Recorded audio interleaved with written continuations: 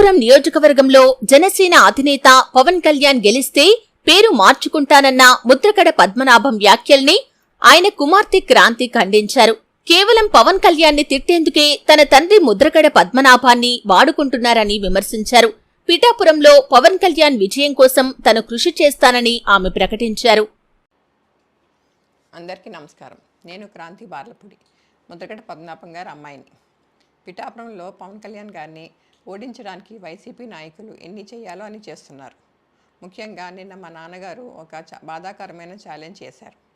పవన్ కళ్యాణ్ గారిని ఓడించి పిఠాపురం నుండి తరిమేయకపోతే ఆయన పేరు ముద్రగడ పద్మనాభం రెడ్డిగా మార్చుకుంటారట. ఈ కాన్సెప్ట్ ఏంటో నాకు అసలు అర్థం కాలేదు. ఆయన ప్రకటన ముద్రగడ అభిమానులకు సైతం నచ్చలేదు.